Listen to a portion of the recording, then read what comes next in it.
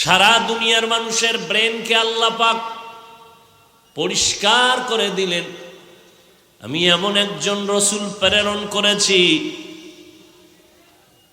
যার পুরা শুরু শেষ রহমত আর রহমত।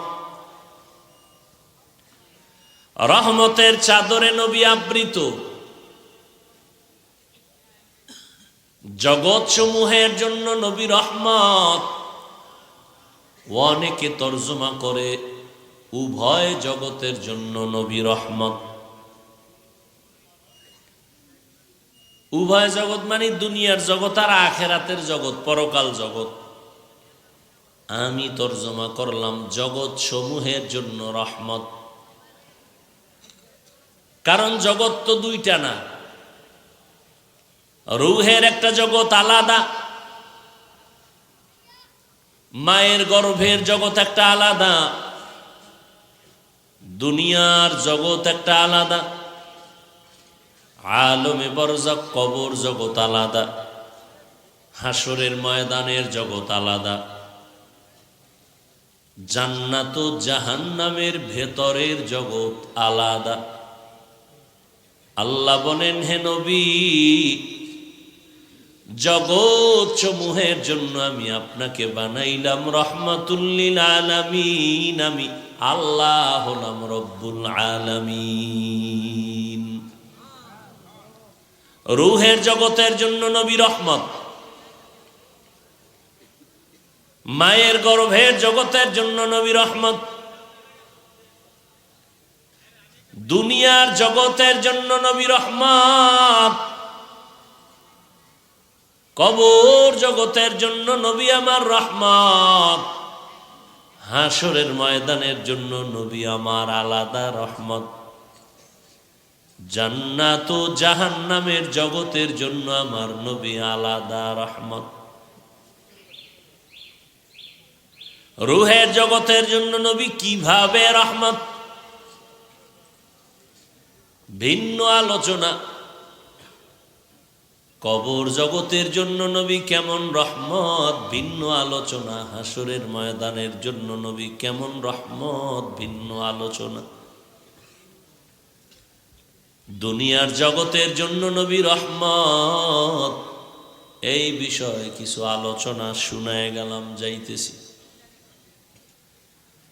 রহমতের নবীকে আমার আল্লাহ এমন এক জমিনের মধ্যে পাঠাইলেন, যেই জমিনের মানুষ তদানীন্তন সময় ছিল চূড়ান্ত চরিত্রহীন, খারাপ।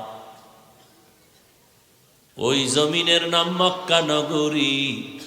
যাদের মতো চরিত্রহীন খারাপ এই জমিনে আর কোথাও ছিল না, এতটাই খারাপ ছিল এই মানুষ।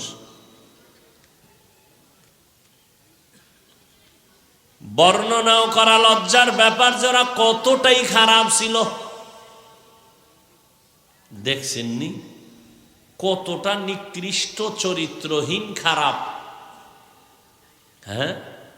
আর সেই জায়গায় পাঠাইছেন পৃথিবীর শ্রেষ্ঠ পবিত্র ব্যক্তি রহমাতুল লিল আলামিনকে। আপনি চিন্তা করতে পারেন,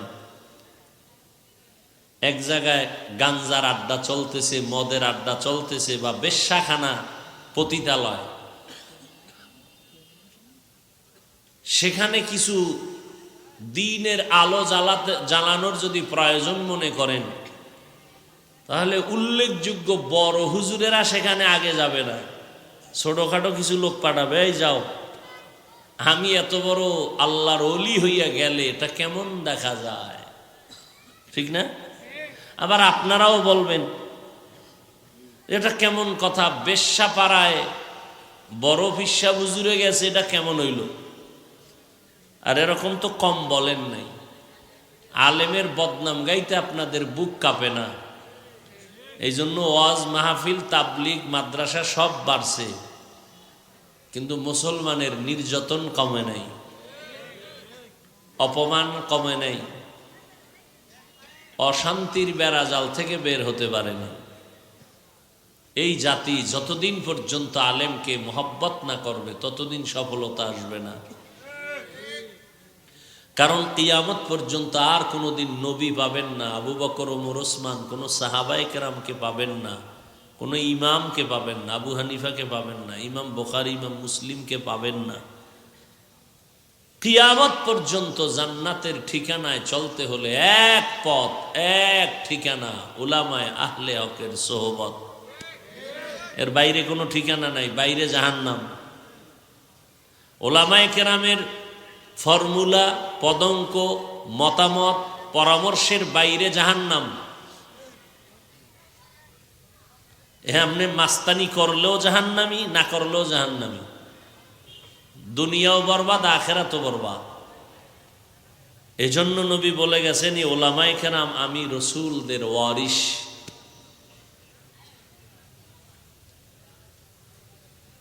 রহমতের নবীকে পাঠালেন মক্কা নগরীতে, চূড়ান্ত এক খারাপ নগরী, খারাপ চরিত্র মানুষ।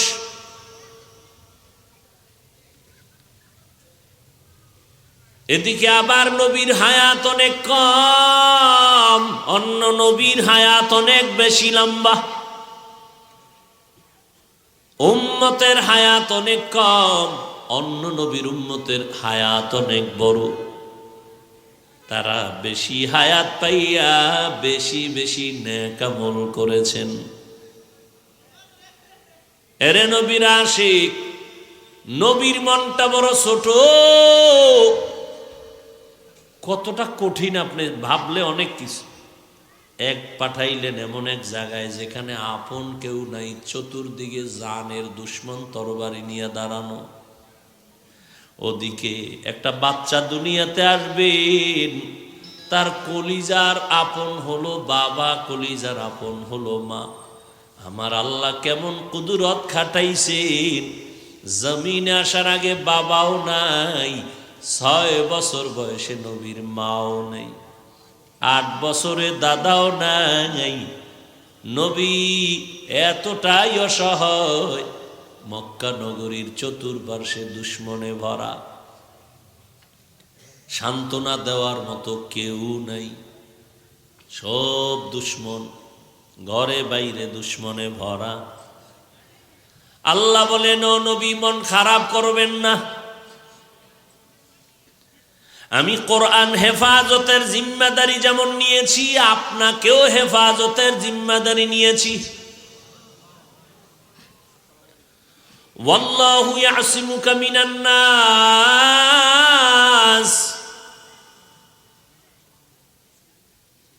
আমি আপনাকে সমস্ত মানুষের প্রবঞ্চনা থেকে, ওয়াসওয়াসা থেকে, দুশ্মনী থেকে হেফাজত করব। কোরআন হেফাজতের জিম্মাদারি আমি যেমন নিয়েছি, আপনাকেও হেফাজতের জিম্মা নিয়েছি।